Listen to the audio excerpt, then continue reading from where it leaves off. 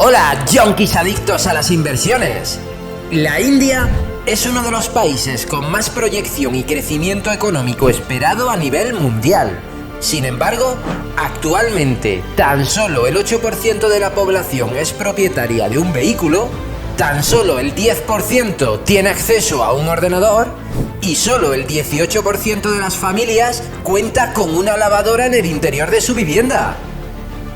A pesar de ese nivel de subdesarrollo, si existe un país con potencial para tomar el relevo a China en cuanto al crecimiento explosivo de su economía, sin lugar a dudas, ese país es la India. En este vídeo te voy a explicar el porqué de ese motivo, los vientos de cola que van a impulsar el crecimiento de su economía en los próximos años y cómo tú puedes aprovecharte de ello invirtiendo directamente en las compañías más punteras e innovadoras. ¿Te lo vas a perder? Dale un buen like a este vídeo y quédate, porque seguro que te va a interesar. Según Naciones Unidas, hoy se ha producido un cambio demográfico muy relevante. Afecta a las dos naciones más pobladas del mundo, a India y a China. China deja hoy de ser el país con más habitantes. India ocupa el primer puesto. Con cada vez menos mano de obra, China podría dejar de ser la gran fábrica del mundo. Ya no será un juego entre China y Estados Unidos, sino entre la India y Estados Unidos. A día de hoy, el país del curry es la economía de más rápido crecimiento en el mundo. De hecho, recientemente ha superado al Reino Unido como la quinta mayor economía. Muy curioso, considerando que la India fue una colonia británica desde 1770 hasta 1947, un periodo relativamente reciente en comparación con la independencia de otras colonias. Y ojo yonki, porque ya siendo colonia británica se vislumbraba su gran potencial. De hecho, los ingleses la apodaban la joya de la corona, por su tamaño y riqueza. Actualmente, 1 de cada 5 personas en el mundo vive en la India. Recientemente ha sobrepasado a China como el país más poblado del mundo, aunque realmente nadie sabe con exactitud cuánta gente vive allí, ya que su gobierno no realiza un censo desde el año 2011. El que tocaba hacer en el año 2021 se retrasó con la excusa de la pandemia y aún no se ha realizado, aunque se cree que la población ronda los 1.411 millones de habitantes. Además de una inmensa población y una creciente clase media, la India tiene potentes vientos de cola para tomar el relevo de China y convertirse en la gran factoría de bienes y servicios del mundo, robándole ese estatus a China y absorbiendo todo el crecimiento económico que este hecho podría ocasionar. De hecho, ya existen señales de ello, como podemos ver en esta noticia. Recientemente, Apple ha anunciado que planea incrementar la producción de su iPhone en la India, proyectando que en los próximos 3 años ensamblará cerca del 25% de su producción.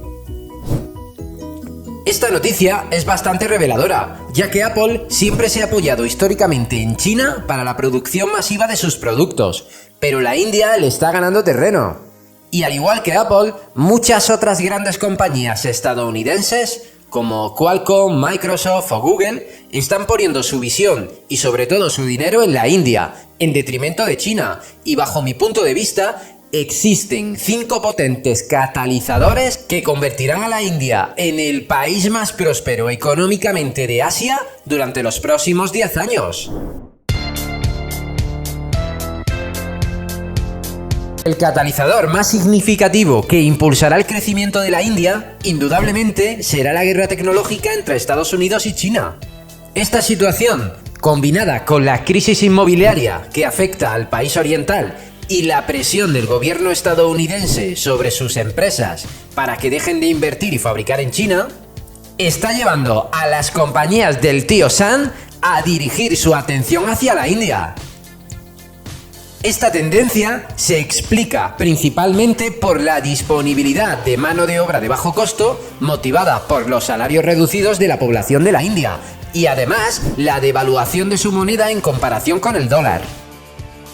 La materialización de este fenómeno se está acelerando debido a los problemas en las cadenas de suministro causados por la política del COVID-0, impuesta por el todopoderoso gobierno chino. El segundo catalizador más importante a tener en cuenta es la alineación de la India con las sanciones económicas a Rusia tras su ataque a Ucrania. Sobre todo tras las declaraciones del primer ministro indio, Narendra Modi, manifestando públicamente a Putin que no era tiempo de guerra. Estas están despertando la simpatía de Estados Unidos por la India como país aliado. Por lo tanto, si la India juega bien sus cartas, puede desempeñar un rol de contrapeso entre los intereses estadounidenses y los chinos en la región de Asia, y así aprovechar esta tesitura en su beneficio, ya que Estados Unidos hará todo lo que esté en su mano para aislar a la India de la influencia china. El tercer catalizador que observo es la deslocalización global tras el COVID.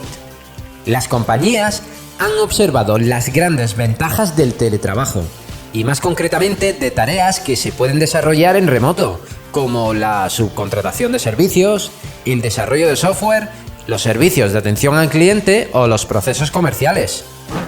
El ejemplo más claro lo tenemos en la compañía alemana del sector IT, Nagarro, donde la mayoría de sus ingenieros trabajan por remoto desde la India. Este hecho beneficiará más que a cualquier otro país asiático a la India, ya que, por si no lo sabías, la India es la segunda comunidad más grande de programadores informáticos después de Estados Unidos.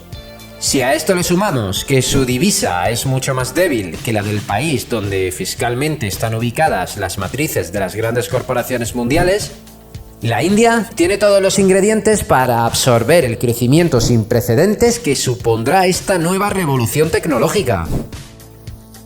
El siguiente catalizador es la alianza geoestratégica. Por un lado, la India cuenta con la alianza comercial con China en el Club de los BRICS, junto a Brasil, Rusia y Sudáfrica. Al mismo tiempo, también está presente en el Tratado Indo-Pacífico, la respuesta de Estados Unidos a los BRICS, con Estados Unidos, Japón y una decena de naciones asiáticas de rentas altas, como Corea del Sur, Australia, Nueva Zelanda o Singapur. Y es que la India está en una localización geoestratégica sin competencia y en mitad de una de las mejores rutas para el comercio marítimo mundial, estratégicamente existente desde la Ruta de la Seda.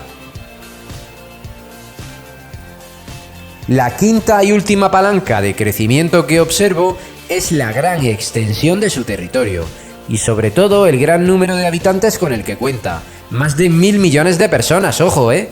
La población es muy joven, ambiciosa y con ganas de prosperar. Además, no deja de aumentar, en detrimento de los países desarrollados, y más concretamente de Europa, con un grave problema de natalidad, y con una población envejecida y acomodada.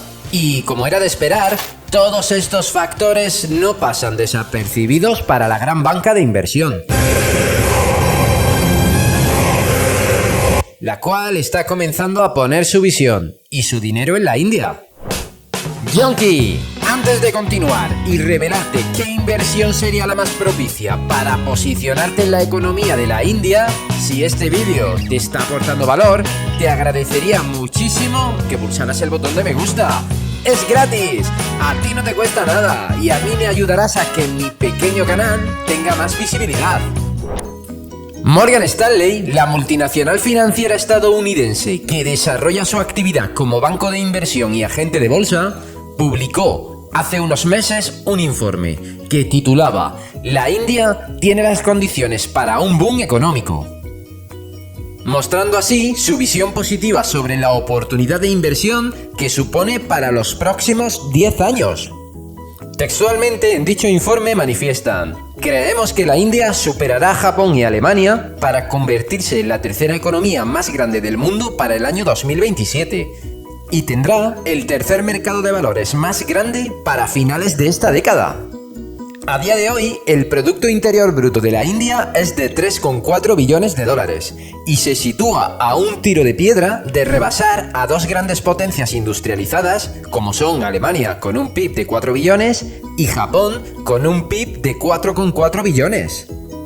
Y mucho ojo, porque según la previsión de los analistas, en el año 2030, el PIB de la India podría más que duplicarse desde los 3,5 billones actuales, hasta superar los 7,5 billones de dólares, duplicando en ese momento el PIB de Alemania. ¡Una auténtica locura! El índice 50, el cual aglutina las 50 compañías más grandes de la India por capitalización bursátil, es de los índices que más rentabilidad ha obtenido en los últimos años, incluso por encima del todopoderoso SP500. Únicamente ha sido superado por el explosivo Nasdaq, pero se prevé que la tendencia alcista del Nifty siga en aumento, al menos durante los próximos 10 años. De hecho, a día de hoy está en máximos. Aunque su índice y desarrollo hayan crecido bastante en estos últimos años, su economía aún está en una fase muy temprana. De hecho, invertir hoy en la India puede ser similar a haber invertido en China en el año 2007, donde experimentó un crecimiento parecido al que se prevea pueda ocurrir en la India. En esta gráfica podemos ver cómo se comportó el índice en ese periodo. Es probable que te estés preguntando: Vale, Yonki, todo eso que me has contado está muy bien, pero ¿cómo puedo yo aprovecharme del crecimiento de la India? ¿En qué compañías debería invertir? Pues la respuesta es bastante fácil. Desde España, mi residencia fiscal, no es posible comprar compañías individuales que coticen en la India, pero sí se puede adquirir el mejor ETF que replica el Nifty 50. Y este no es otro que el MSCI India, contratable desde DeGiro. Los ETFs son la mejor manera de invertir en el progreso de un país de una forma simple y barata.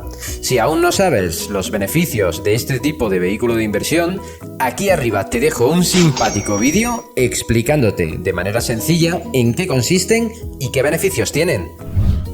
El ETF MSCI India durante este año ha tenido una buena rentabilidad, cercana al más 14%, y muy por encima de su homólogo chino, que termina este año con una rentabilidad negativa del menos 12%.